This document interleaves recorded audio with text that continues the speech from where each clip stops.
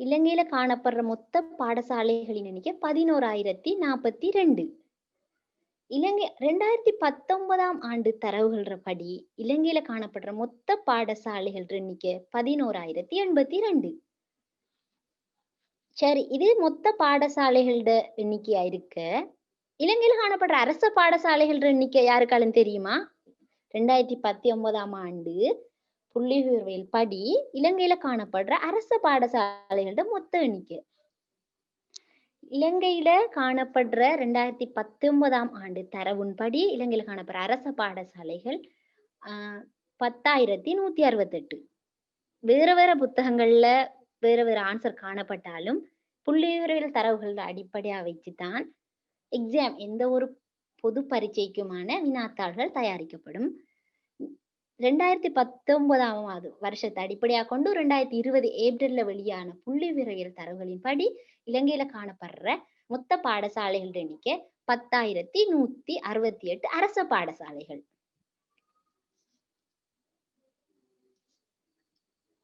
இதை தவிர 763 பிரிவினாக்கள் 2018ஆவது வருஷத்திலையும் 2019ஆவது வருஷத்துல 796 பிரிவினாக்கள் நிலையங்களும், அதாவது பௌத்த கல்வியை வழங்குற பிரிவினா நிலையங்களும்,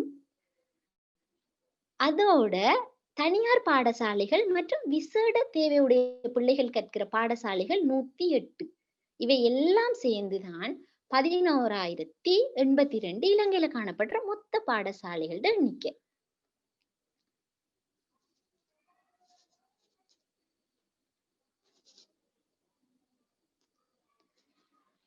இந்த வினாவை ரிப்பீட் பண்ண சொல்லியிருக்காங்க. இலங்கையில காணப்படுகின்ற மொத்த பாடசாலைகள் எண்ணிக்கை 2018ஆவது ஆண்டு புள்ளிவிவரவியல் தரவின்படி 11,042.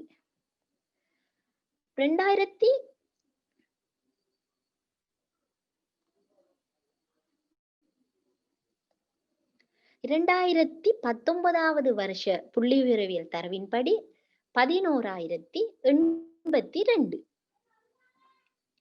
மொத்த பாடசாலை. இப்ப இலங்கையில காணப்படுற மொத்த பாடசாலைகள் 11,082 பாடசாலைகள் காணப்படுது. இதை தவிர இலங்கையில காணப்பட அரச பாடசாலைகள் 2019 புள்ளிவிவரவின்படி 10,168 பாடசாலைகள். அதோட பிரிவினாக்கள் பௌத்த கல்வியை வழங்குற நிறுவனங்கள், பௌத்த கல்வியை வழங்குற பிரிவினாக்கள் 796 பிரிவினாக்கள் 2019ஆம் ஆண்டு வரைக்கும் இலங்கையில காணப்பட்டது.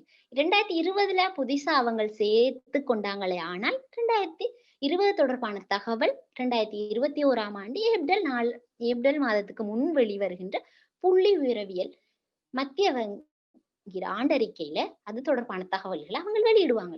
ஆகவே இறுதியா அவங்க வெளியிட்ட தரவுகளின்படி பிரிவினாக்கள் எண்ணிக்கை 796. அடுத்ததாக விசேட தேவையுடைய பாடசாலைகள் மற்றும் பிரைவேட் ஸ்கூல் தனியார் பாடசாலைகள், இதுவே ரெண்டிட மொத்த தொகையும் 108. 108 தனியார் மற்றும் விசேட தேவையுடைய பாடசாலைகள். இது எவ்வளோத்தையும் மொத்த கூட்டுத்தொகை தான் இலங்கையில் உள்ள மொத்த பாடசாலைகள் எண்ணிக்கை 11,082.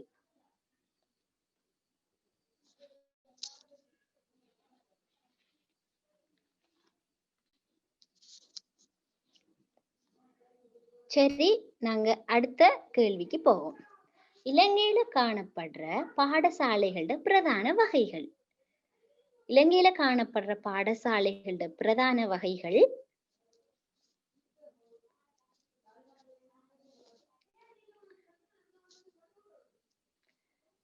இலங்கையில காணப்பட பிரதான பாடசாலையோட பிரதான வகைகள் இந்த பிரிவுகள் 1978ஆம் ஆண்டு பாடசாலை தரப்படுத்தல் சட்டத்தின்படி இலங்கையில இந்த பாடசாலைகள் பின்வரும் பிரிவுகள்ல தான் அடங்கி இருக்குது. 1978ஆம் ஆண்டு பாடசாலை தரப்படுத்தலின் படி. அந்த அடிப்படையில முதலாவது வகையில காணப்படுற பாடசாலை வன்னேவி பாடசாலை. நாங்க ஏற்கனவே பார்த்திருக்கிறோம். வன்னேவி பாடசாலை என்று சொன்னா உயர் தரத்துல விஞ்ஞானம், உயிரியல் விஞ்ஞானம், பௌதிக விஞ்ஞானம், பயோசயின்ஸ், பிசிக்கல் சயின்ஸ் இந்த வகையான பிரிவுகளோட ஏனைய கலை வர்த்தகம் ஆகிய பிரிவுகளை கொண்டிருக்கிற பாடசாலை தான் 1AB பாடசாலை. அடுத்த பாடசாலையாக காணப்படுற பாடசாலை என்னன்னு சொன்னா 1C பாடசாலை. 1C பாடசாலையில தகமை என்னன்னு பார்த்தோம்னா ஆர்ட்ஸ் காமர்ஸ் ஏ-லெவல் உயர்தரத்துல கலை மற்றும் வர்த்தக பிரிவுகள் அந்த பாடசாலையில கொண்டு காணப்படுமே. ஆனால் அந்த பாடசாலைகள் அனைத்தும் 1C பாடசாலைகள் என்ற வகைக்குள்ள அடங்கும். அடுத்த வகைப்பாடு டைப் 2 வகை 2 பாடசாலை.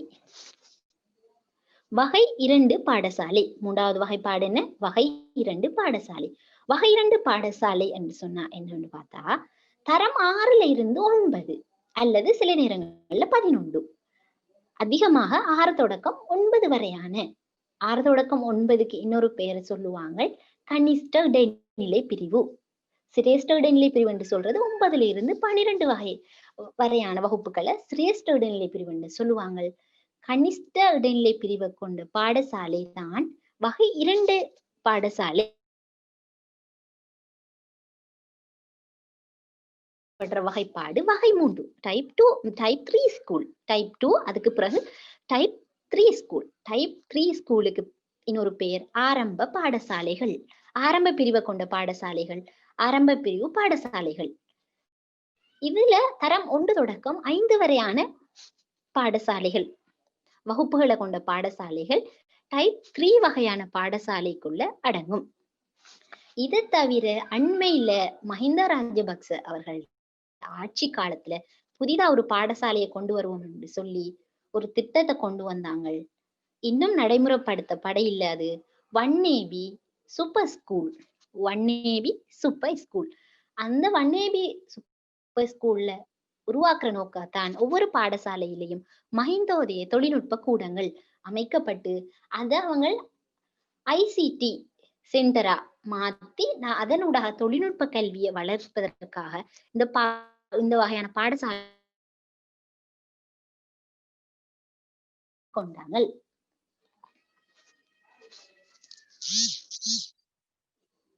அடுத்த வினா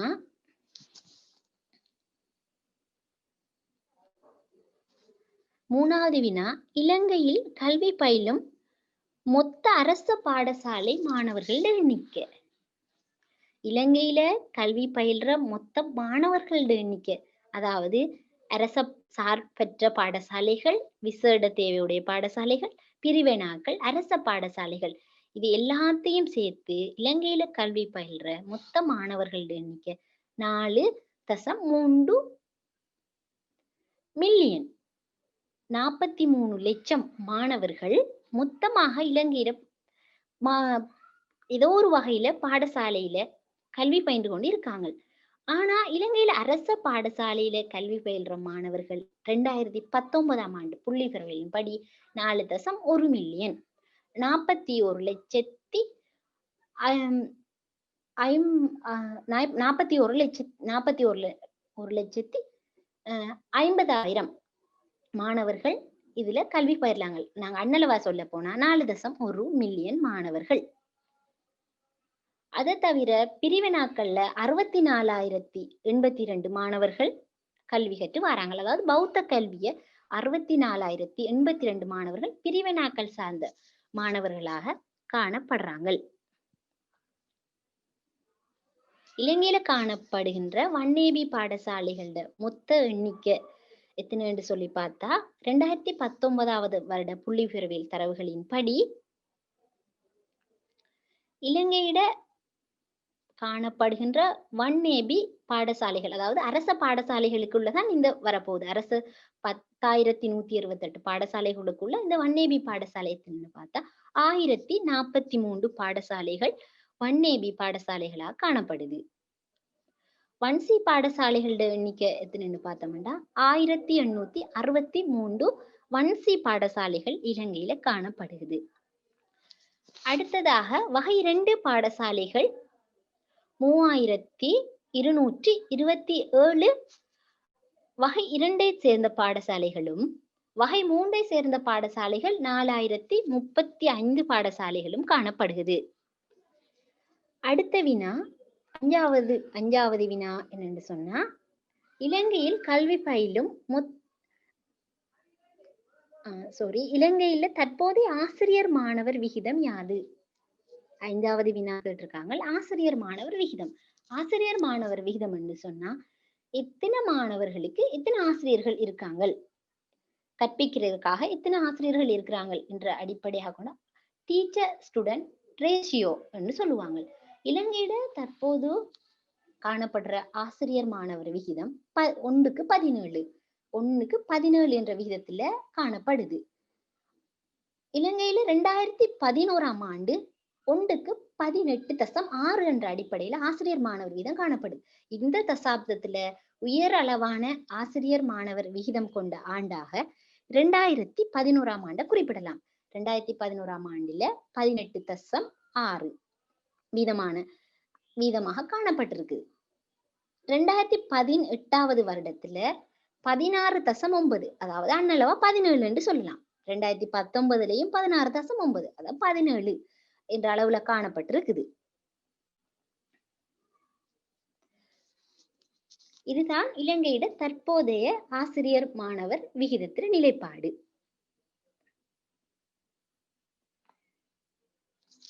அடுத்த வினா என்னன்னு பார்த்தா, அதிகளவான ஆசிரியர்களையும் மாணவர்களையும் கொண்ட மாகாணங்கள் முறையே. இலங்கையில அதிகளவான ஆசிரியர்களை கொண்ட மாகாணமாக காணப்படுவது தென் மாகாணம். தென் மாகாணம் அதிகளவான ஆசிரியர்களை கொண்ட மாகாணம். அதே அதிகளவு மாணவர்களை கொண்ட மாகாணமும் தென் மாகாணம் தான். தென் மாகாணத்துல அதிகளவான ஆசிரியர்களை கொண்டு காணப்படுது. அடுத்த வினா, உங்க யாருக்காலும் தெரியுமா, குறைவான ஆசிரியர்களையும் குறைவான மாணவர்களையும் கொண்ட மாகாணம் எது என்ற விஷயம்? ஒருத்தர் சொல்லியிருக்காரு குறைவான ஆசிரியர்களை கொண்ட மாகாணத்துக்கான விடைய ஒருத்தர் சொல்லியிருக்காரு. குறைவான மாணவர்களை கொண்ட மாகாணம், குறைவான ஆசிரியர்களை கொண்ட மாகாணமாக காணப்படுவது வடமத்திய மாகாணம். வடமத்திய மாகாணம் சொன்னா அனுராதபுரம், பொலனறுவை ஆகிய 2 மாவட்டங்களை உள்ளடக்கிய வடமத்திய மாகாணத்துல ஆசிரியர்கள் குறைந்த அளவுல காணப்படுறாங்க. அடுத்ததாக குறைந்த அளவான மாணவர்களை கொண்ட மாகாணம். குறைந்த அளவான மாணவர்களை கொண்ட மாகாணம் வடமாகாணம். வடமாகாணத்துலதான் மாணவர்களோட தொகையானது குறைவான அளவுல, ஏனைய மாகாணங்களோட ஒப்பிட்ட அளவுல மிக குறைந்த அளவான மாணவர்களை கொண்ட மாகாணமாக வடமாகாணம் காணப்படுகிறது. உயர்தரத்திற்காக, அதாவது O-level எக்ஸாம்ல பாஸ் ஆகி A-level எக்ஸாமுக்கு தகுதி பெற வீதம். இலங்கையில சராசரியாக 2019ஆம் ஆண்டு தரவின்படி உயர்தரத்துக்கு தகுதி பெற வீதம் எந்த அளவு காணப்படுதுன்னு சொன்னா 73.8 காணப்படுது. இலங்கையில உயர்தரத்துக்கு தகுதி 70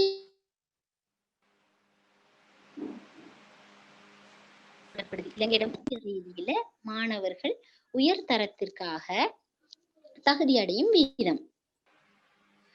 உயர்தரத்திற்கு தகுதி அடையும் வீதம் இலங்கையில O-level பாஸ் பண்ணி A-levelக்கு தகுதி பெற வீதம், அதாவது இலங்கைய முழுதளாவிய ரீதியில் இலங்கை உயர்தரத்திற்கு A-levelக்காக குவாலிஃபைட் ஆகிற வீதம் எவ்வளவுன்னு சொன்னா 2019ஆம் ஆண்டின் படி 73.84 வீதமானோர் 73.84 வீதமானோர் உயர்தரத்திற்காக தகுதியை பெற்றுக் கொள்றாங்க. அடுத்த வினா, நாடு தழுவிய ரீதியில 73.84 வீதமானவர்கள் உயர்தரத்திற்கு தகுதி பெற்றாலும் அதிகளவான மாணவர்கள் உயர்தரத்திற்கு தகுதி பெறும் மாகாண அடிப்படையில பார்ப்போம் என்று சொன்னா அதிகளவான மாணவர்கள் உயர்தரத்திற்கு தகுதி பெறுகின்ற மாகாணம் என்று பார்த்தா முதல் நிலையில இருக்கிற மாகாணம் தென் மாகாணம்.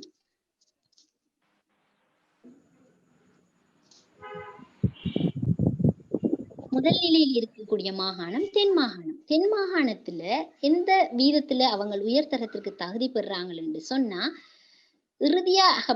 இறுதியான தரவுகள் அடிப்படையில 78.31 வீதமான மாணவர்கள் உயர்தரத்திற்கு தகுதி பெறாங்க. ஆனா அந்த வீதமானது கடந்த 2018 வருடத்தை விட வீழ்ச்சி கண்டிருக்கு தென் மாகாணத்துல. 2018 வருடத்தின் அடிப்படையில உயர்தரத்திற்காக தென் மாகாணத்துல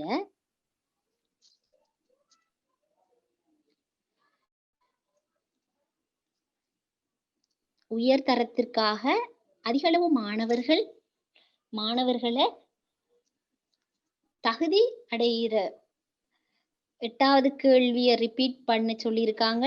உயர் தரத்திற்காக தகுதி அடைகிற வீதம் 73.84 வீதம். தென் மாகாணத்துல 2018 வருடத்துல 80.42 வீதமானவர்கள் உயர்தரத்திற்கு தகுதி பெற்றிருக்காங்க. இருந்தாலும் 2019 ஆண்டுல 78.31 வீதமானவர்கள் மாத்திரம்தான் உயர்தரத்திற்கு தகுதி பெற்றிருக்காங்க. கடந்த 2018 விட 19 ஆண்டு ஒரு வீழ்ச்சியான நிலையிலேயே தென் மாகாணத்துல உயர்தர தகுதி காணப்படுகிறது. இரண்டாவதாக தகுதி பெற மாகாணங்களோட அடிப்படையில முதலாவது தென் மாகாணம், இரண்டாவது மேல் மாகாணம். இரண்டாவது காணப்படுற மாகாணம் மேல் மாகாணம். மேல் மாகாணத்துல வீதம் எத்தனைன்னு பார்த்தோம்னு சொன்னா 76 வீதம். 76 வீதமான மாணவர்கள் மேல் தென் மாகாணத்துல இருந்து உயர்தரம் கற்கிறதுக்காக தகுதி பெறாங்க. அது இலங்கையிட மாகாண அடிப்படையிலான பெறுபேறுகள் அடிப்படையில இரண்டாவது நிலையில காணப்படுது. இதை தவிர இலங்கையில 70.25 வீதமான மாணவர்கள் கிழக்கு மாகாணத்துல இருந்து தகுதி பெறாங்க. குறைவான தகுதியை பெற மாகாணமாக காணப்படுறது வட மாகாணம். குறைவான மாணவர்கள் உயர்தரத்திற்கு தகுதி பெறுகிற மாகாணமாக காணப்படுவது வட மாகாணம். வட மாகாணத்துல 67.74 வீதமான மாணவர்கள் உயர்தரத்திற்கு தகுதி பெறாங்க.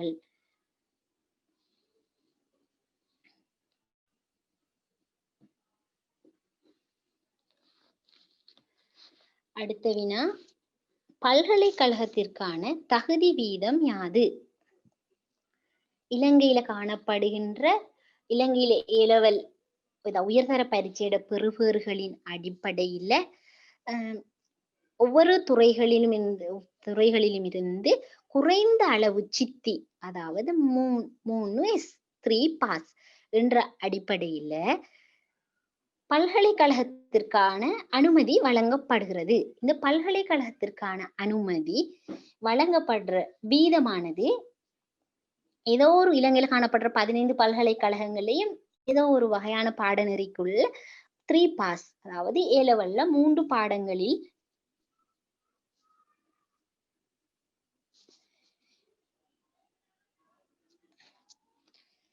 தகுதி பெற மாணவர்களாக கொள்ளப்படுவார்கள்.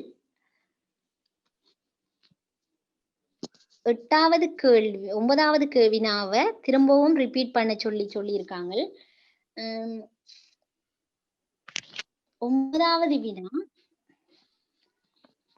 அதிகளவான மாணவர்கள் உயர் தரத்திற்கு தகுதி பெறும் மாகாணம். நீங்க நோட் பண்ண இல்லை என்று சொன்னா எனக்கு சொல்லுங்க, நாங்க நோட் பண்ண போறோம் என்று சொல்லி. இந்த ஒரே நேரத்துல நோட் பண்ணிட்டு போனா பிரச்சனை இல்லை தானே? மத்தவங்களுக்கு நோட் பண்ணினவங்களுக்கு திரும்ப திரும்ப சொல்லும் போது அவங்க எப்படி ஃபீல் பண்றாங்களோ தெரியாதே. அதிகளவான மாணவர்களை உயர்தரத்திற்கு தகுதி பெறுற மாகாணம் என்னன்னு பார்த்தா முதலாவது காணப்படுற மாகாணம் தென் மாகாணம். அதிகளவான மாணவர்கள் உயர்தரத்திற்கு தகுதி பெறுற மாகாணம் தென் மாகாணம். தென் மாகாணத்துல இறுதியான தகுதி வீதம் எவ்வளவு? இறுதியா 2019 தகுதி வீதம் எவ்வளவுன்னு பார்த்தா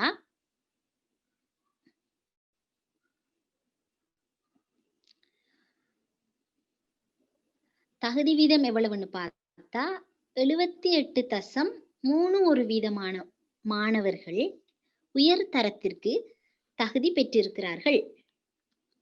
78.31% மாணவர்கள் உயர் தரத்திற்கு தகுதி பெற்றிருக்கிறார்கள்.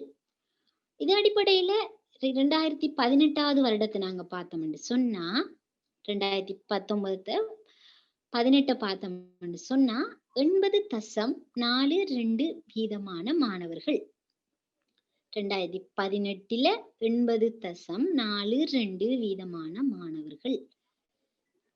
தென் மாகாணத்துல 2019 ஆண்டு 2018 ஆண்டை விட உயர்தரத்துக்கு தகுதி பெற்றோர்கள் அளவு சுமாராக 2% வீழ்ச்சி கண்டிருக்கிறது. அடுத்ததாக இலங்கையில 2வது நிலையில உயர்தரத்திற்கு மாணவர்கள் தகுதி பெறுற அளவுல 2வது நிலையில காணப்படுகின்ற மாகாணம் மேல் மாகாணம். மேல் மாகாணம் 2வது இடத்துல காணப்படுது. மேல் மாகாணத்துல நோட் பண்ணியாச்சா எல்லாரும்?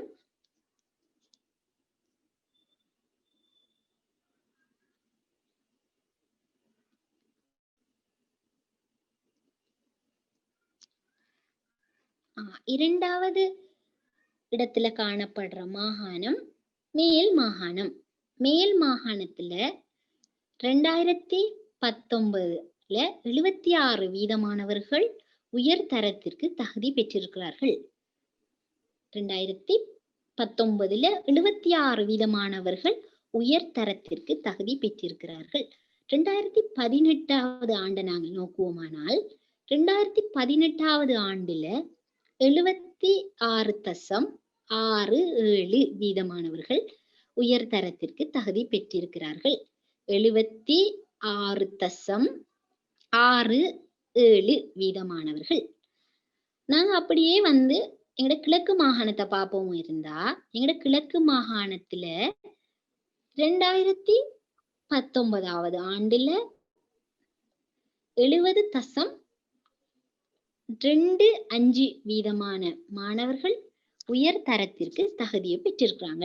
70.25% மாணவர்கள் உயர் தரத்திற்கு தகுதியை பெற்றிருக்கிறாங்க.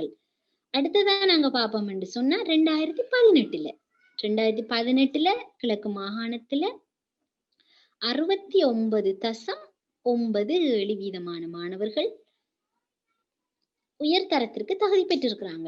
ஏனைய மாகாணங்கள்ல 2018 வருடத்தை விட 19வது வருடம் வீழ்ச்சி கண்டிருக்கிற நிலையில கிழக்கு மாகாணத்துல தான் 2019 வருடம் ஒரு உயர்வான பெறுபேற்ற காணக்கூடியதாக இருக்குது. அடுத்ததாக குறைந்த அளவு உயர்தர தகுதியை பெறுகின்ற மாணவர்களை கொண்ட மாகாணமாக காணப்படுவது வடமாகாணம். வடமாகாணம் தான் இலங்கை மாகாணங்கள்ன்ற தர வரிசைப்படுத்தல் அடிப்படையில குறைவான மாணவர்களை உயர் தரத்திற்கு தகுதியை கொண்ட மாகாணமாக காணப்படுது. இந்த மாகாணம் 2019 வருடத்துல 67.74% மாணவர்களையும் 67.74% மாணவர்களையும் 2018 வருடத்துல 69.99% மாணவர்களையும் உயர் தரத்திற்கு தகுதி வீதமாக கொண்டு காணப்படுகிறது. அடுத்த வினா 10வது வினா என்று சொன்னா பல்கலைக்கழகத்திற்கான தகுதி வீதம். பல்கலைக்கழகத்திற்கான தகுதி வீதம் அடிப்படையான பல்கலைக்கழகத்துக்கான தகுதிக்கான தகமை A-level ஏதோ ஒரு பிரிவு இல்ல 3 பாஸ் 3 பாடங்களிலேயும் சாதாரண சித்தி பெற்றிருப்பின் இலங்கையில காணப்படுகின்ற தேசிய பல்கலைக்கழகங்கள் 15லும் ஏதாவது ஒரு பாடநெறியை தொடர்வதற்கான ஒரு வாய்ப்புகளும் சந்தர்ப்பங்களும் காணப்படுகிறது.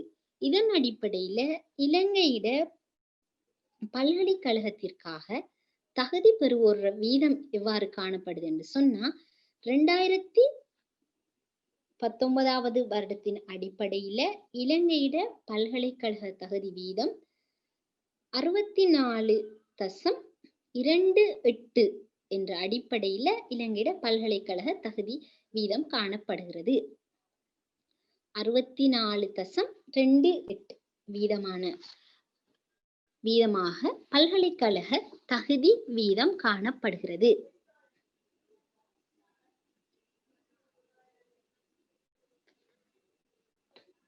அடுத்த 11வது வினா, உயர் தரத்தில் காணப்படும் துறைகளின் எண்ணிக்கை. உயர் தரத்தில் காணப்படும் துறைகளின் எண்ணிக்கை. உயர் தரத்துல எவ்வகையான துறைகள் காணப்படுது? எத்தனை துறைகள் காணப்படுது? யாரும் சரி சொல்லுங்க.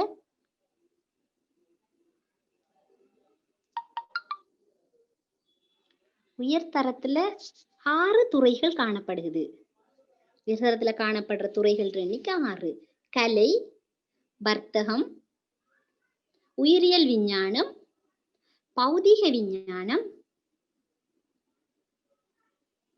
உயிரியல் தொழில்நுட்பம், இலத்திரனியல் தொழில்நுட்பம். இறுதியாக 2013வது ஆண்டு இறுதியாக சேர்த்துக் கொள்ளப்பட்ட துறைதான் டெக்னாலஜி ஸ்ட்ரீம். ஏற்கனவே இலங்கையில 4 துறைகள் காணப்பட்டு பிரதானமாக இதனை தொடர்ந்து இலங்கையில காணப்பட்ட துறைகளாக டெக்னாலஜி ஸ்ட்ரீம், அதாவது இடெக் பிடெக் என்று சொல்லுவாங்க. இந்த இடெக் பிடெக் இந்த 2 துறைகளும் 2013வது வருடம் இலங்கையில தொழில்நுட்ப கல்வியிட அவசியம், அதாவது தொழில்நுட்ப கல்வியிட அவசியம் தொடர்பாக வேலை உலகுக்கு தயாராதல் 2003ஆம் ஆண்டு இலங்கையிட கல்வி அமைச்சினால் வெளியிடப்பட்ட சுற்று அறிக்கை. இலங்கையில உயர்தரத்தில காணப்படுகின்ற துறைகளின் எண்ணிக்கை 6. இலங்கையில் 6 வகை துறைகள் காணப்படுகிறது. முதலாவது ஆர்ட்ஸ், கொமர்ஸ், அடுத்ததா முதலாவது துறை கொமர்ஸ், இரண்டாவது ஆர்ட்ஸ், மூணாவது bio science, physical science, biotechnology, engineering technology. இறுதியாக ஏற்கனவே 2012வது வருட இறுதி பகுதி வரைக்கும் 4 துறைகள் காணப்பட்டது.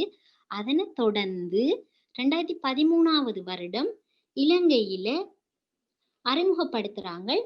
தொழில் வாண்மை விருத்தி அடிப்படையாக கொண்டும் வேலை உலகுக்கு மாணவர்களை தயாராகுது அடிப்படையாக கொண்டும் இந்த தொழில்நுட்ப துறைகள் டெக்னாலஜி ஸ்ட்ரீம் இலங்கையில அறிமுகப்படுத்தப்படுகிறது.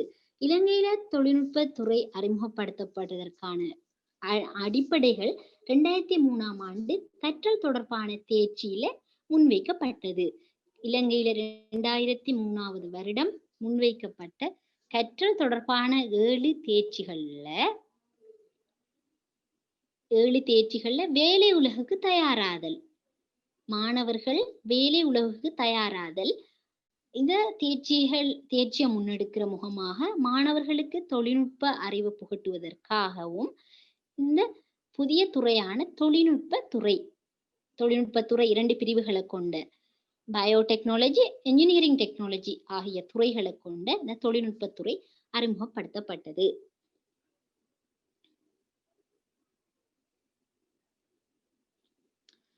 அடுத்த வினா,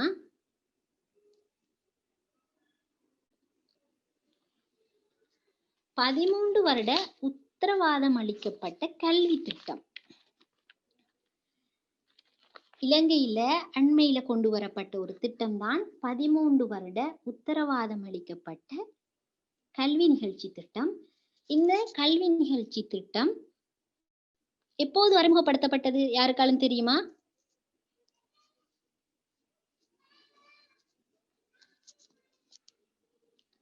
இலங்கையில இந்த 13 வருட உத்தரவாதம் அளிக்கப்பட்ட கல்வி திட்டம் எப்போது அறிமுகப்படுத்தப்பட்டது?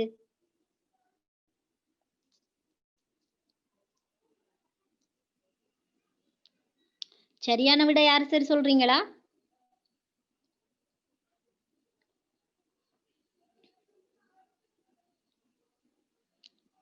இல்ல நான் கேட்டதுக்காக வேண்டி ஏதோ ஒரு ஆண்ட அனுப்புவோம் என்று சொல்லி சென்ட் பண்றீங்களோ தெரிய இல்ல.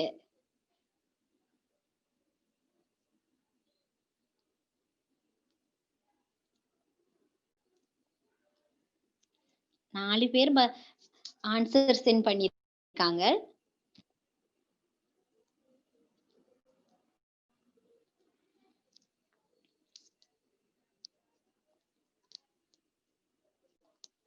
ம். 5 பேர் ஆன்சர் சென்ட் பண்ணியிருக்காங்க. இலங்கையில 13 வருட உத்தரவாதம் அளிக்கப்பட்ட கல்வி திட்டம் அறிமுகப்படுத்தப்பட்டது 2017வது வருடம். 2017வது வருடம் இலங்கையில 13 வருட உத்தரவாதம் அளிக்கப்பட்ட கல்வி திட்டம் அறிமுகப்படுத்தப்பட்டது.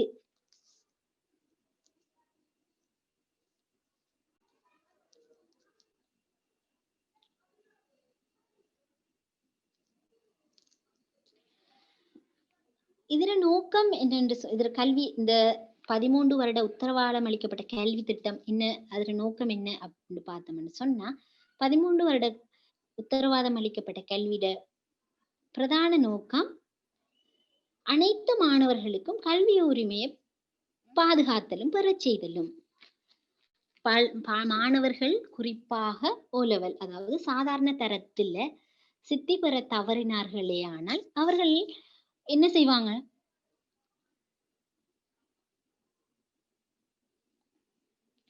தவறினார்களே ஆனால்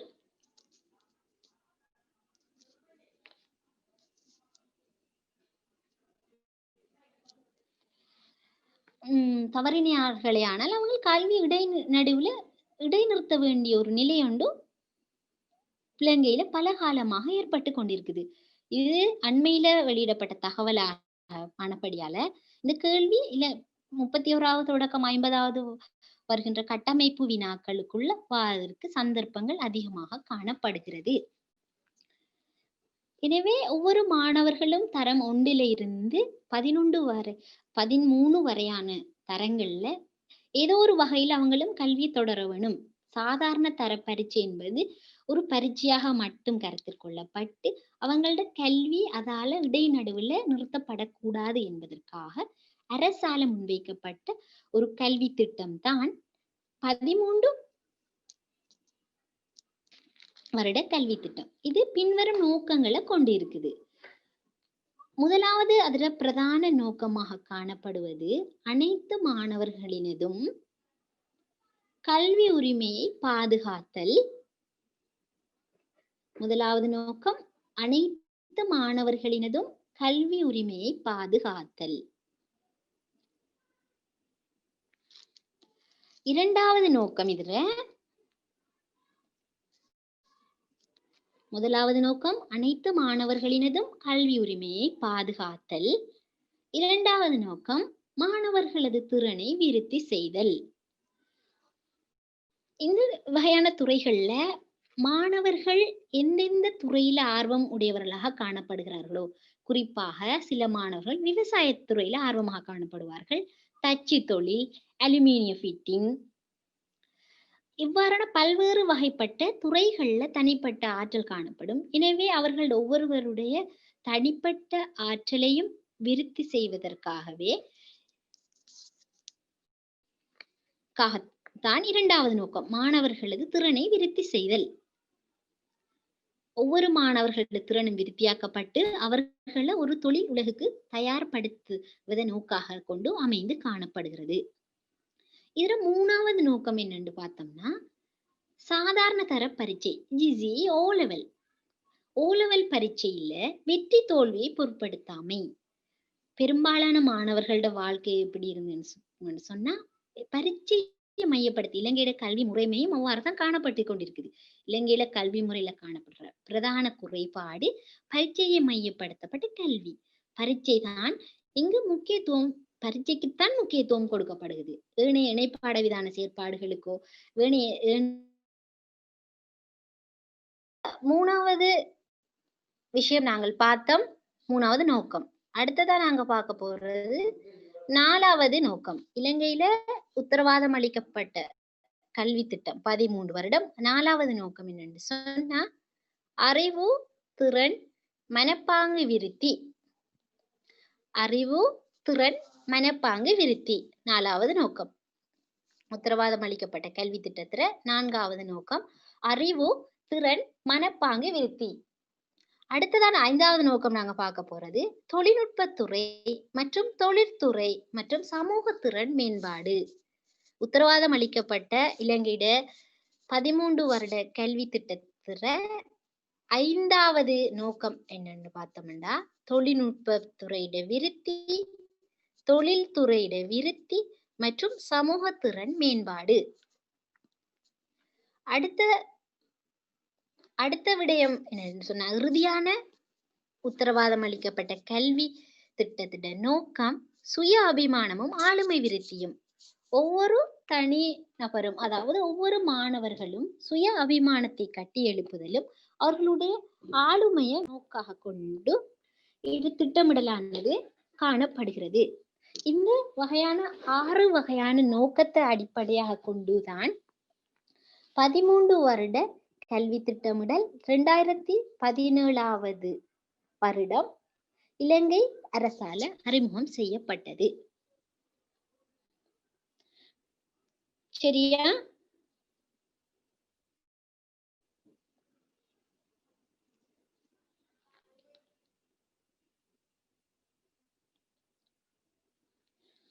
இதுக்கு உத்தரவாதம் அளிக்கப்பட்ட கல்வி திட்டம் அப்படின்னு சொல்லி சொன்னா அனைத்து மாணவர்களையும் கல்வியை பெறச்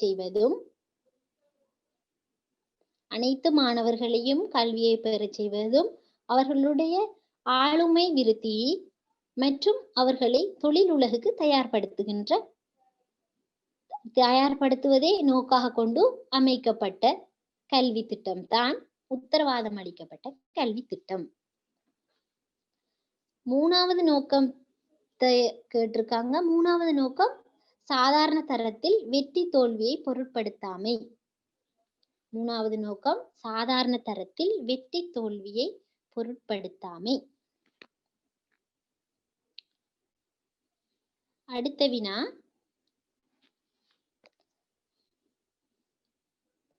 13வது வினா. 13வது வினா ஏற்கனவே கேட்டிருந்தீங்க. இலங்கையிட கல்வி ராஜாங்க அமைச்சர் யாருன்னு சொல்லி இலங்கையில கல்விக்கான இந்த முறை கல்வி ராஜாங்கத்துக்கான அமைச்சு வழங்கப்பட இல்லை. அதுக்கு பதிலாகத்தான் இந்த கல்வி அமைச்சோட பொறுப்புகள் இந்த பின்வரும் 4 அமைச்சுங்கள் ஊடாக பகிரப்பட்டு காணப்படுகிறது. அந்த வகையில இலங்கையில காணப்படுகின்ற முதலாவதா பார்க்கிற விஷயம் விஜித பேரகொட அமைச்சர் விஜித பேரகொட. அவர் கீழால வழங்கப்பட்டிருக்கிற அமைச்சு அறநெறி பாடசாலைகள். விஜித பேரகொட அமைச்சர் அவருக்கு கீழால வழங்கப்பட்டிருக்கிற அமைச்சு அறநெறி பாடசாலைகள், பிக்கு கல்வி மற்றும் பிரிவேனாக்கள் மற்றும் பௌத்த பல்கலைக்கழகங்கள். இவை தொடர்பான பொறுப்பு விஜித பேரகொட என்ற அமைச்சருக்கு வழங்கப்பட்டு இதன் கீழாக இந்த வகையான கல்வி நடவடிக்கைகள் மேற்கொள்ளப்படுகிறது. அடுத்ததாக நிஷாந்த டி சில்வா அமைச்சர் நிசாந்த டி சில்வா அவருக்கு வழங்கப்பட்டிருக்கிற பொறுப்பு அமைச்சு பொறுப்பு சொன்னா நோட் பண்றீங்களா?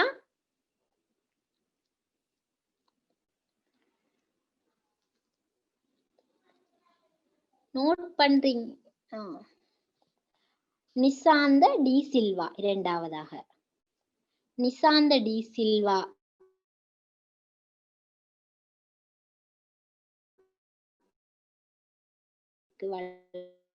வழங்கப்பட்டிருக்கிற பொறுப்பு முன்பள்ளி மற்றும் ஆரம்ப கல்வி பியால் நிசாந்த டிசி மொண்டசரி நர்சரி ஏதோ ஒரு வகையில சொல்லுவாங்களே அந்த பள்ளிகள் ஆரம்ப கல்வி. அடுத்தது பாடசாலை உட்கட்டமைப்பு. இவையெல்லாம் அனைத்துக்கும் பொறுப்பான அமைச்சர் பியால் நிசாந்த டி சில்வா. அடுத்ததாக சீதா அரம்பேபொல. சீதா அரம்பேபொல எதுக்கு பொறுப்பான அமைச்சரா இருக்கிறாருன்னா தொழிற்கல்வி மற்றும் தகவல் தொழில்நுட்பம். தொழிற்கல்வி மற்றும் தகவல் தொழில்நுட்பத்துக்கு பொறுப்பான அமைச்சாக காணப்படுது சீதா அரம்பேபொல.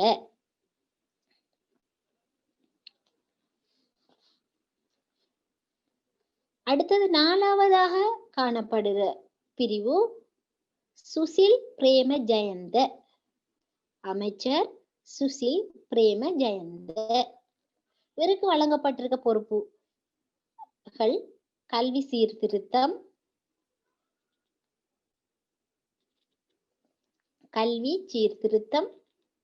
அடுத்தது திறந்த பல்கலைக்கழகங்கள், இலங்கையில் காணப்பட்ட கல்வி சீர்திருத்தம் மேற்கொள்வதற்கு மற்றும் திறந்த பல்கலைக்கழகங்களை நிர்வகிக்கிறதுக்கு, அடுத்தது தொழிற்கல்வி என்பவற்றுக்கு பொறுப்பானவராக சுசில் பிரேமஜயந்த காணப்படுகிறார். இந்த 4 வகையான அமைச்சு பிரிவுகளின் கீழே இலங்கையிட கல்வி அமைச்சு தலைமையாக கொண்டும் இந்த பிரிவுகள் பிரிக்கப்பட்டு அதற்கான பொறுப்புகள் கீழே வழங்கப்பட்டு காணப்படுகிறது. நோட் பண்ணியாச்சா எல்லாரும்?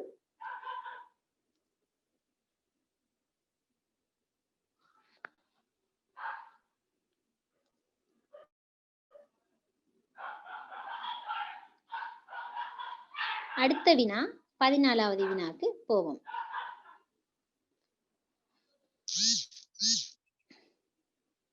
முதலாவது பேர் விஜித்த பேருகொட.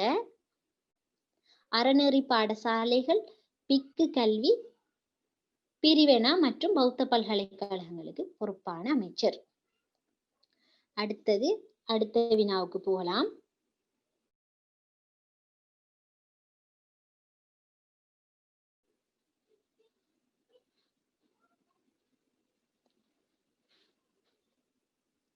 அடுத்த வினா இலங்கையிட கலைத்திட்ட உதவிக்கு, இலங்கையின் கலைத்திட்ட நிகழ்வுக்கு உதவி வழங்கும் சர்வதேச நிறுவனம். இலங்கையிட கலை திட்டத்தை வகுக்கக்கூடியவங்களா காணப்படுறவங்க தேசிய கல்வி நிர்வாகம் மற்றும் தேசிய கல்வி ஆணைக்குழு 2 பேரும் இணைஞ்சு கலை திட்டத்துக்கான வடிவமைப்பை மேற்கொள்ளுவாங்க. இந்த கலை திட்டத்துக்கான செலவுகள் இலங்கையிட வரவு செலவு, அதாவது கல்விக்கான செலவு, பெரும்பாலும் கலை திட்ட வடிவமைப்பு செலவு இலங்கை அரசாங்கத்திட போதுமான அளவுல இல்லாத காரணத்தால வெளிநாட்டு நிறுவனங்கள் இருந்து உதவி கோரப்படுது. இந்த வகையில இலங்கையிட கலை திட்ட நிகழ்வுக்கு உதவி வழங்குற சர்வதேச நிறுவனம் ஆக உலக வங்கி காணப்படுகிறது. உலக வங்கி தான் இலங்கையிட கலை திட்ட நிகழ்வுகளுக்கு உதவி வழங்குகின்ற சர்வதேச நிறுவனம்.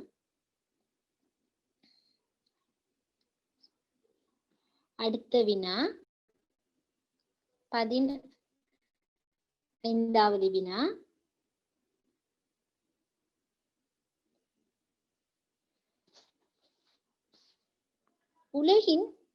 உலகத்துல காணப்படுகின்ற மிகப்பெரிய பல்கலைக்கழகம், மிகச்சிறந்த பல்கலைக்கழகம் அல்ல, மிகப்பெரிய அளவிலான பல்கலைக்கழகம் எது என்று பார்த்தா இந்தியாவுல காணப்படுகின்ற, இந்தியாவின் டெல்லி நகரில் காணப்படுகின்ற இந்திரா காந்தி தேசிய பல்கலைக்கழகம். இதுதான் உலகில மிகப்பெரிய பல்கலைக்கழகமாக காணப்படுகிறது. இந்திரா காந்தி தேசிய பல்கலைக்கழகம் இது அமைந்திருக்கிறது டெல்லி நகர்ல. இந்த பல்கலைக்கழகம் 1985வது வருடம் ஆரம்பிக்கப்பட்டது. 1985வது வருடம் டெல்லியில இந்திரா காந்தி தேசிய பல்கலைக்கழகம் ஆரம்பிக்கப்பட்டது. இப்ப இதுல வைஸ் சான்சலர், அதாவது பல்கலைக்கழகத்துல தலைமை அதிகாரி, அதாவது சொல்லுவாங்க உபவேந்தர்கள். ஒவ்வொரு பல்கலைக்கழகத்தையும் இயக்கி கொண்டிருக்கவங்க உபவேந்தர்கள், விசி. அந்த உபவேந்தரா காணப்படுபவர் ராம்நாத் கோவிந்த். இந்தியாவோட ஜனாதிபதி ராம்நாத் கோவிந்த் இந்த பல்கலைக்கழகத்திட தலைவரா காணப்படுகிறார்.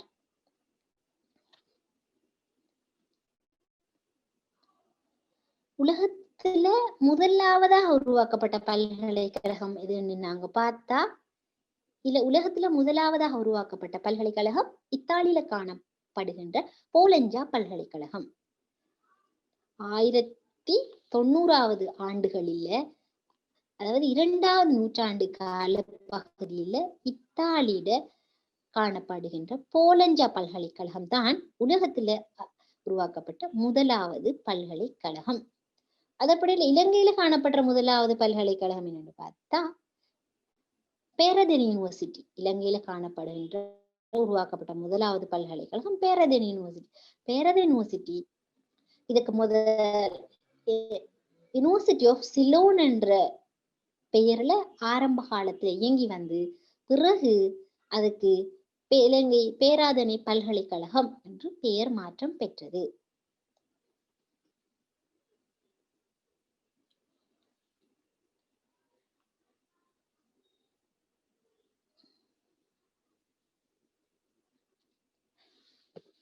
அடுத்த வினா 16வது வினா.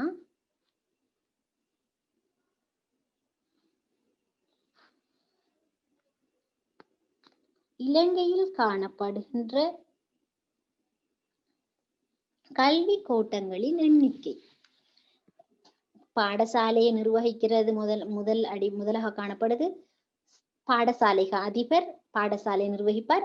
அதை தொடர்ந்து கோட்டம், பாடசாலை, அதுக்கு பிறகு கோட்டம், அதுக்கு பிறகு வலயம், மாகாணம், தேசிய அளவு, நாடளாவிய ரீதி அளவு என்ற அளவுல கல்வியை நிர்வகிக்கிற அளவுகள் உயர்ந்து கொண்டு செல்லும். பாடசாலைக்கு அடுத்ததாக கோட்டம், இலங்கையில காணப்படுகின்ற கோட்டம். இலங்கையில எத்தனை கோட்டங்கள் காணப்படுது? யாருக்கும் தெரியுமா? இலங்கையில எத்தனை கோட்டங்கள் காணப்படுகிறது?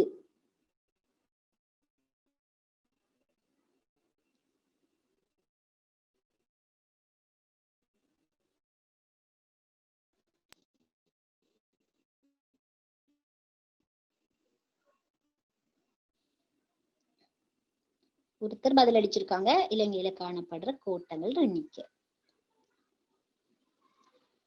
இலங்கையில காணப்படுகின்ற வலயங்கள் எண்ணிக்கை 99. ஏற்கனவே 98 இருந்துச்சு.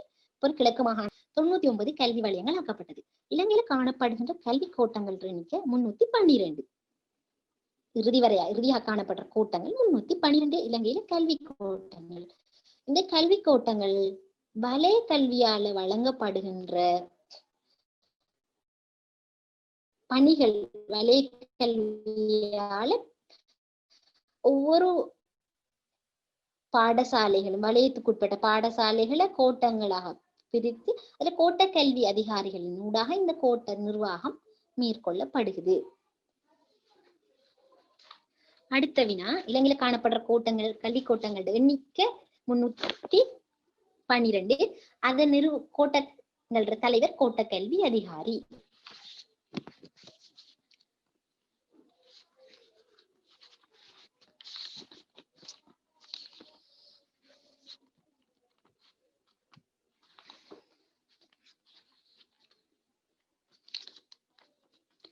அடுத்த வினாவுக்கு போவோம். 17வது வினா. உயர் தரத்தில் 4 பாடங்களிலிருந்து 3 பாடங்களாக குறைக்கப்பட்டது. ஏற்கனவே உயர் தரத்துல A-லெவல்ல இருந்த பாடங்கள் 4 பாடங்கள் கட்டாய பாடங்களாக இருந்தது. 1998வது வருடத்துல இருந்து இலங்கையில காணப்பட்ட பாடங்கள் 3 பாடங்களாக குறைக்கப்பட்டது. இலங்கையில காணப்பட்ட பாடங்கள் 1998 வருடத்திலிருந்து 3 பாடங்களா. அடுத்ததாக பார்க்க போற விஷயம் நாங்கள் என்னென்று சொன்னா, இலங்கையில காணப்படுகின்ற ஆசிரியர் நியமனங்களின் வகைகள். இலங்கையில எத்தனை வகையான ஆசிரியர்கள் காணப்படுறாங்க நியமனத்தை அடிப்படையாக கொண்டு? யாருக்காலும் எத்தனை வகையான ஆசிரியர்கள் நியமனத்தை அடிப்படையா? தரங்கள், நியமனங்கள், தரங்கள். எத்தனை ஆசிரியர் தரங்கள் காணப்படுகிறது?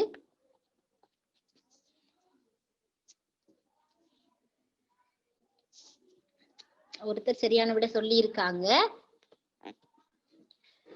இலங்கையில காணப்படுகின்ற ஆசிரியர் நியமனங்கள் வகைப்பாடு, அது தரங்கள்ற வகைப்பாடு.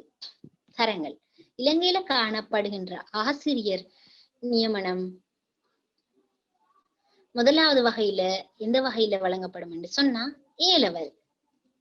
ஏலவல் பாஸ் ஆகியிருந்தா அதற்கான ஆசிரியர் நியமனம் வழங்கப்படும். அதற்கான நியமனத்திற வகைப்பாடு என்ன சொன்னா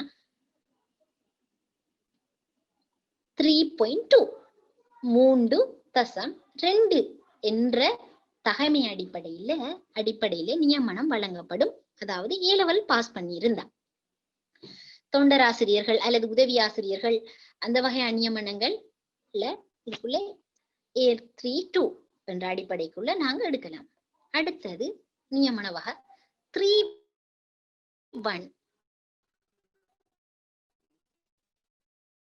3.1 ஆனா வகைக்குள் அடங்குறார்கள் பட்டதாரிகள்.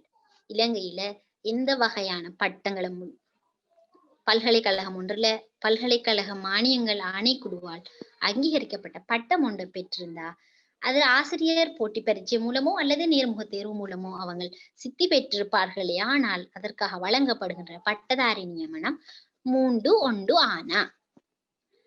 அடுத்த நியமனம் 3.1 ஆவண்ணா. 3.1 ஆவண்ணா இலங்கையில கல்வியல் கல்லூரிகள், இலங்கையில காணப்படுற 19 கல்வியல் கல்லூரிகள் மூலம் ஒவ்வொரு வருடமும் நாட்டு ஆசிரியர் தேவைக்காக கல்வியல் கல்லூரிகள் மூலம் ஆசிரியர்கள் வெளியேற்றப்படுவாங்க. அந்த ஆசிரியர்களுக்கு வழங்கப்படுகின்ற நியமனம் 3.1 ஆவண்ணா. 3.1 ஆவண்ணா நியமனம் இவர்களுக்கு வழங்கப்படும். அடுத்ததாக அவங்களுக்கு இன்னொரு அடுத்த நியமனம் 3.1 ஈனா. 3.1 ஈனா நியமனம். 3.1 ஈனா நியமனம் ட்ரைனிங் காலேஜ் அல்லது உயர் தேசிய டிப்ளோமா HNDA தவிர்ந்த உயர் தேசிய டிப்ளோமா செய்த டிப்ளோமாதாரிகள் மற்றும் அடுத்து கல்வியல் கலாசாலை ஆசிரியர்களுக்கு வழங்கப்படுகின்ற நியமனம் 3.1 ஈனா. சரியா? நோட் பண்ணியாச்சா?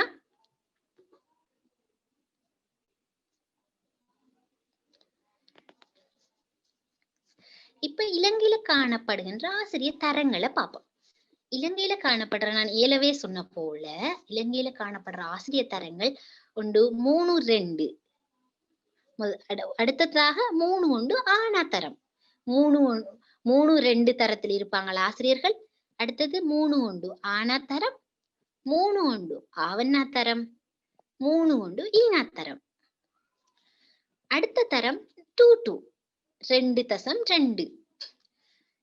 தரத்தில் இருப்பாங்க. 2.2 தரத்துக்கு நீங்கள் ஒரு கல்வியல் கல்லூரியோ அல்லது டிப்ளோமா தாரியோ உள்நுழைய வேணுமாக இருந்தால் அவர் பல்கலைக்கழகம் ஒன்றுல அங்கீகரிக்கப்பட்ட பல்கலைக்கழக பட்டத்தை பெற்று அதன் பிறகு PGDE post graduate diploma in education முடிச்ச பிறகு அவர் 2.2 அப்பாயின்மெண்ட் அல்லது 2.2 தரத்துக்கு நேரடியாக உள்வாங்கப்படுவார். இது தவிர இலங்கையில காணப்படுகின்ற கல்விமானி திறந்த பல்கலைக்கழகத்திலோ அல்லது இலங்கையில ஏனைய கிழக்கு, பேராதெனிய, கொழும்பு, யாழ்ப்பாணம் எந்த ஒரு பல்கலைக்கழகத்திலும் காணப்படுகின்ற கல்விமானி பட்டத்தை நிறைவு செய்தார்கள். ஆனால் நேரடியாக 2.2 அப்பாயின்மெண்ட் வழங்கப்படும். அடுத்த தரம் 2.1 அடுத்தது 1 தரம் 1 நியமனம். இவ்வாறு இலங்கையில காணப்படுகின்ற ஆசிரியர் தரங்கள் நியமனங்கள் வகைப்பாடல்ல ஆசிரியர் தரங்கள் பின்வரும் இந்த நான் ஏற்கனவே கூறின 7 வகையில அமைந்து காணப்படும். இந்த 7 வகையும் தான் இலங்கையில காணப்படுற ஆசிரியர் தரங்கள். 3, 2, 3 உண்டு. ஆனா 3 உண்டு. ஆவன்னா 3 உண்டு. ஈனா 2.2, 2.1, 1 இவ்வாறான தரத்துல தான் காணப்படும்.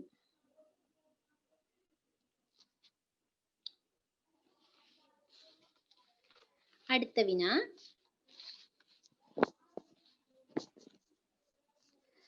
இலங்கையின் கல்வி வரலாற்றின் பிரதான காலகட்டங்கள் எவை? இலங்கையிட கல்வி வரலாறு கிறிஸ்துக்கு முன்ல இருந்து இலங்கையிட கல்வி வரலாறு காணப்படுகிறது. இலங்கையிட கல்வி வரலாற்று பிரதான 3 கட்டங்களின் அடிப்படையில வகைப்படுத்த முடியும். அந்த இலங்கையிட கல்வி வரலாற்று காலகட்டமாக முதலாவது காலகட்டம் பண்டைய காலகட்டம். பண்டைய கால கல்வி முறை நிலவிய காலகட்டம் பண்டைய காலகட்டம். இரண்டாவதாக காணப்படுற காலகட்டம் முதலாவது காலகட்டம் பண்டைய காலகட்டம். அதாவது பண்டைய மரபுகள் இலங்கைக்கே உரித்தான சுதேச மரபுகள் இலங்கையிலேயே தொன்று தொட்டு ஆரம்பத்தில் வாழ்ந்தவர்களால பின்பற்றப்பட்ட கல்வி முறைமைகள். அடுத்ததாக காணப்பட்டது சுதந்திரத்திற்கு முற்பட்ட குடியேற்றவாத கால கல்வி காலகட்டம். சுதந்திரத்துக்கு முற்பட்ட குடியேற்றவாத கால கல்வி காலகட்டம். அடுத்ததாக காணப்பட்டது 3வது காலகட்டம் சுதந்திரத்திற்கு பிற்பட்ட சுதேச கல்வி முறை காலகட்டம். சுதந்திரத்திற்கு பிற்பட்ட சுதேச கல்வி முறை காலகட்டம். சரி, இந்த 3 காலகட்டங்கள்ல தான் இலங்கையிட கல்வி வளர்ச்சி கண்டது. ஒன்று பண்டைய கல்வி முறை கொண்ட காலகட்டம், 2 சுதந்திரத்துக்கு முற்பட்ட குடியேற்றவாத கால கல்வி காலகட்டம், 3 சுதந்திரத்துக்கு பிற்பட்ட சுதேச கல்வி முறைமை. 1948ஆம் ஆண்டுக்கு பிற்பட்ட இலங்கையில் ஏற்பட்ட கல்வி காலகட்டம். இந்த 3 காலகட்டங்களின் அடிப்படையில இலங்கையில கல்வி வளர்ச்சி கண்டது. அடுத்த வினா,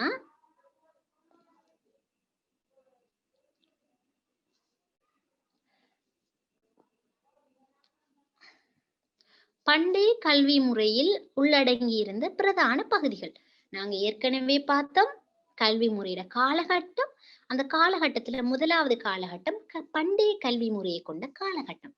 அந்த பண்டைய கல்வி முறையை கொண்ட காலகட்டத்துல அவங்க பிரதான 3 பகுதிகள், அதாவது இலங்கைக்கே உரித்தானவர்களாக இலங்கையிலே வாழ்ந்து வருகின்ற மக்கள், குடியேற்றவாதிகள் அல்லது காலனித்துவவாதிகள் அல்லாமல் இலங்கையிலேயே சாதாரணமாக வாழ்ந்து வருகின்ற மக்களால பின்பற்றப்பட்டு வந்த முறைகள் தான் இந்த பண்டைய கால கல்வி முறை பகுதிகளுக்கு அடங்க போகுது. இங்கு காணப்பட்ட பண்டைய கால கல்வி முறையில முதலாவது பகுதிகள் பௌத்த கல்வி மரபு காணப்பட்டது. பண்டைய கால கல்வி முறையில முதலாவதாக காணப்பட்டது பௌத்த கால கல்வி மரபு. இரண்டாவதாக காணப்பட்டது இந்து கல்வி மரபு, அதாவது இந்துக்கள் தமிழர்களுடைய கல்வி மரபு. மூன்றாவதாக காணப்பட்டது இஸ்லாமிய கல்வி மரபு. இந்த 3 கல்வி முறையையும் உள்ளடங்கித்தான் பண்டைய கல்வி முறைகள் காணப்பட்டது. முதலாவதாக பௌத்த கல்வி மரபு, இரண்டாவதாக இந்து கல்வி மரபு, மூன்றாவதாக இஸ்லாமிய கல்வி மரபு. இந்த கல்வி மரபுகளை தழுவித்தான் பண்டைய கால கல்வி முறைகள் காணப்பட்டது. இதிலும் பிரதானமாக பௌத்த கல்வியை முறையை தருவித்தான் நாட்டிட பெரும்பாலான பகுதிகள் இந்த கல்வி மரபு தழுவி காணப்பட்டது. அதாவது மகாவிகாரை, அவேகரி விகாரை போன்ற விகாரைகளை மத்திய நிலையங்களாக கொண்டு இலங்கையிட பண்டைய கல்வியின் பௌத்த கல்வி மரபானது வளர்ச்சி கண்டது. சரி,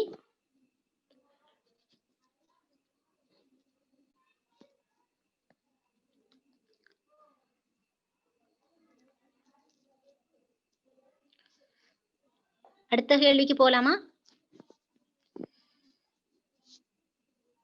நோட் பண்ணியாச்சு தானே எல்லாரும்?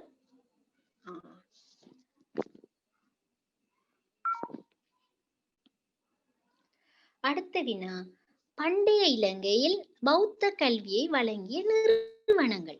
இலங்கையில பௌத்த கல்வி, அதாவது பண்டைய மரபுல முக்கியமான இடத்தை பெற்று வந்த பௌத்த கல்வியானது பல்வேறு நிறுவனங்களினூடாக வழங்கப்பட்டது.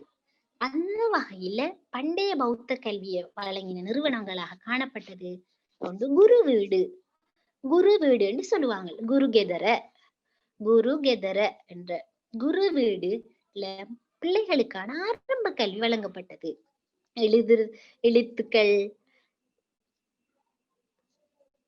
எழுத்துக்கள், மதம் சம்பந்தப்பட்ட ஒழுக்க விழுமியங்கள், பண்பாடு போன்ற விஷயங்கள் இந்த குரு வீட்டில போதிக்கப்பட்டது. இரண்டாவதாக கோயிற்பள்ளிகள் என்ற நிறுவனங்களினூடாக இரண்டாவது வகையில இடைநிலை கல்வி, மாணவர்களுக்கு இடைநிலை கல்வி, ஆரம்ப கல்வி குருகெதர என்ற அடிப்படையிலும், கோயிற்பள்ளிகள் இதுல கொஞ்சம் எழுத்தும் ஒழுக்க விழுமியம் சார்ந்த விஷயங்களும், கோயிற்பள்ளிகள்ல இதற்கு கொஞ்சம் மேல் நோக்கிய வகையில சமயம் சார்ந்த சடங்குகள், வாசிப்பு போன்ற எண்கள் போன்ற விஷயங்கள் கற்பிக்கப்பட்டன கோயிற்பள்ளிகள். அடுத்ததாக பிரிவினாக்கள். இலங்கை கல்வி மரபுள்ள உயர்கல்வியை வழங்கின நிறுவனங்களாக காணப்பட்டவை பிரிவினாக்கள்ல தான் உயர்கல்விகள்.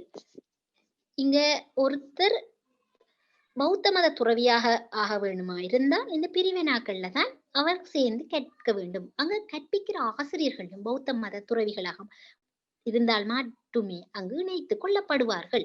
இலங்கையில ஆரம்பத்துல உயர்கல்வியை வழங்கின பிரிவினாக்கள் நிலையங்களாக காணப்பட்டது மகாவிகாரை, அபயகிரி விகாரை இரண்டை அடிப்படையாக கொண்டு நாட்டிட உயர்கல்வி பௌத்த கல்வி வளர்ச்சி கண்டது.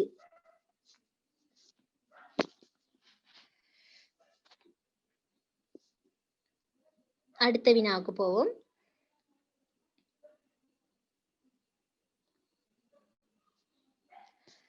அடுத்ததாக பண்டைய இலங்கையில இந்து மத கல்வி. இலங்கையில பௌத்த கல்விகளை பிரிவினாக்கள் குருகெதர கோயிற்பள்ளிகள் வழங்கிய நேரம் இந்து சமயத்துக்கான கல்விகள் வழங்கப்பட்ட முறைகள் எவ்வாறு காணப்பட்டு சொன்னா, குருர வீடுல போய் தங்கி மாணவர்கள் படிக்கிறது அல்லது அவர்களுக்கு ஊழியம் செய்து அதற்காக கல்வியை ஊதியமாக பெறுதல், குருக்களுக்கு ஊழியம் செய்து அதற்கான ஊதியமாக கல்வியை பெற்றுக்கொள்ளல், குரு சீடர் முறை, அதாவது குரு சீடர் முறை என்று சொல்லக்கூடிய முறைகள்.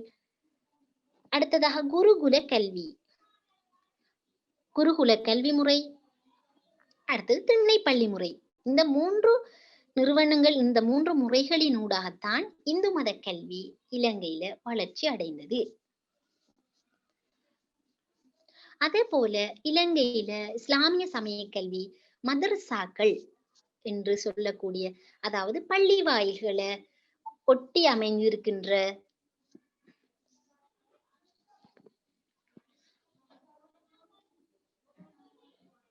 இலங்கையில பண்டைய கல்வி இந்து மத கல்வி வழங்கப்பட்ட நிறுவனங்கள் அல்லது முறைகளாக நாங்கள் கொள்ளக்கூடியது எதுன்னு பார்த்தோம்னு சொன்னா, எங்களை குரு சீடர் முறை எவ்வாறான வகையில கல்வியை வழங்கினாங்கன்னு சொன்னா, குரு சீடர் முறை.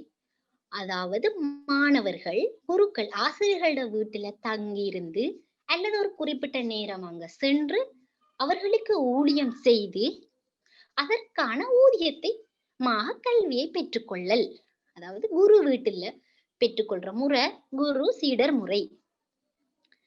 அடுத்தது குருகுல கல்வி முறை.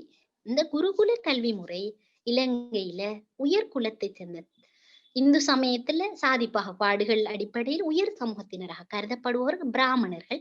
அந்த பிராமணர்கள், அதாவது அரசர்களுடைய பிள்ளைகள், உயர் வர்க்கத்தின் பிராமணருடைய பிள்ளைகளுக்கு குருவினுடைய வீட்டில தங்கி இருந்து கல்வி அல்லது ஒரு குறிப்பிட்ட நேரம் சென்று அவர்களுக்காக பணிவிடைகளை செஞ்சு பெற்றுக்கொள்ற முறை குருகுல கல்வி முறை. அடுத்ததாக திண்ணைப்பள்ளி கல்வி முறை. திண்ணை பள்ளிகள் அடிப்படையாக கொண்ட கல்வி முறைகளும் காணப்பட்டது. இதையடுத்து இஸ்லாமிய சமயத்துல எவ்வாறான கல்வி நிறுவனங்களூடாக கல்வி வழங்கப்பட்டது என்று சொன்னா, ஆரம்ப காலங்களில மதரசாக்கள் என்று சொல்லக்கூடிய நிறுவனங்களினூடாக இலங்கையில கல்வி வளர்ச்சி அடைந்தது. பள்ளி வாயில்களிலோ அல்லது பள்ளி வாயில்களை ஒட்டிய அண்மித்த பகுதிகளிலோ சமய தலைவர்களால நடாத்தப்படுகின்ற குர்ஆன் வகுப்புகள் அல்லது ஒழுக்க விழுமியம் சார்ந்த வகுப்புகள், அதனை அடிப்படையாக கொண்டு இஸ்லாமிய கல்வி மரபானது வளர்ச்சி அடைந்தது. அடுத்த வினா,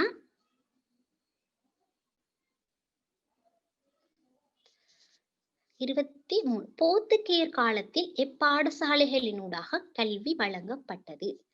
போர்த்துகேயர் காலத்துல எப்பாடசாலைகளினூடாக கல்வி வழங்கப்பட்டது என்று சொன்னா, இது போர்த்துகேயர் காலம், அதாவது இலங்கை காலனித்துவத்துக்கு உட்பட்ட காலம். இரண்டாவது காலகட்டம் இலங்கையுடைய கல்வி வளர்ச்சியில 1505 இலங்கைக்கு வருகை தந்த போர்த்துகேயர் அவங்களோட பிரதான நோக்கமாக காணப்பட்டது சமயத்தை பரப்புதல். எனவே சமயத்தை பரப்புதலை அடிப்படையாக கொண்டு இலங்கையோட கல்வி முறைய அவங்க அறிமுகப்படுத்தினாங்க. அவங்களால கொண்டு வரப்பட்ட கிறிஸ்தவ கத்தோலிக்க சமயத்தின் பரப்பிட நோக்கமாக கொண்டே அவங்க தங்களோட பாடசாலைகள் ஆரம்பிச்சாங்க. இதுல பாரிஸ் பாடசாலை அவங்களால ஆரம்பிக்கப்பட்ட முக்கியமான பாடசாலை பாரிஸ் பாடசாலை. இந்த பாரிஸ் பாடசாலைகளை அடிப்படையாக கொண்டுதான் போர்த்துகேயர்கள் தம்முடைய கல்வி நடவடிக்கைகளை மேற்கொண்டாங்க. அந்த கல்வி நடவடிக்கைகள் மேற்கொள்வதற்கு திருச்சபைகள் பெரிதும் பங்களித்தன. இலங்கையில போர்த்துகேயர் காலத்துல 4 வகையான திருச்சபைகள் உருவாக்கப்பட்டு அதனூடாக பாடசாலைகள் நிர்வகிக்கப்பட்டன.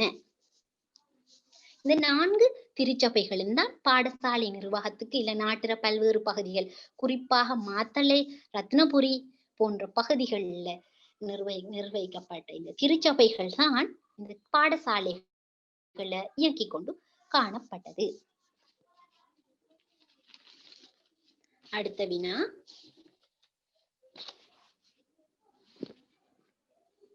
இதுக்கு யாருக்கு சரி ஆன்சர் தெரிஞ்சா சொல்லுங்க பாப்போம். எனவே நடந்த பாஸ் பேப்பர்ஸ் பார்த்துட்டு இருந்தா இதுக்கான விட தெரிஞ்சிருக்கும்.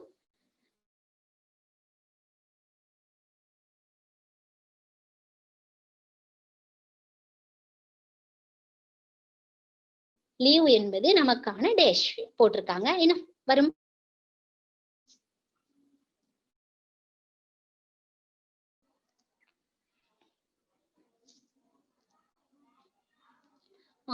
லீவு என்று சொல்றது நமக்கான கடமையோ அல்லது உரிமையோ அல்ல. அரசுக்கு நாம அரசுக்கு செய்ய வேண்டிய கடமையோ அல்லது அரசுக்கு நமக்காக உள்ள உரிமையோ அல்ல. அரசு என்றது சொல்றது லீவு என்பது நமக்கான சலுகை, அரசால வழங்கப்படுகின்ற சலுகை. சலுகை என்று சொன்னா நம்ம விரும்பினால் அதை பயன்படுத்தலாம் அல்லது விரும்பாவிட்டால் அதை பயன்படுத்தாது விடலாம். இலங்கையில ஒவ்வொரு அரச உத்தியோகத்தர்களுக்கும் லீவு, அதாவது விடுமுறை என்று சொல்லக்கூடிய அம்சம் இலங்கையிட லீவு அத்தியாயம் 7 லீவு தொடர்பான அத்தியாயம் 7 தொடர்பான சுற்று நிருப்பத்தின் கீழே அது வெளியிடப்பட்டுள்ளது. லீவு என்பது நமக்கான சலுகை. அடுத்தது இறுதி வினா.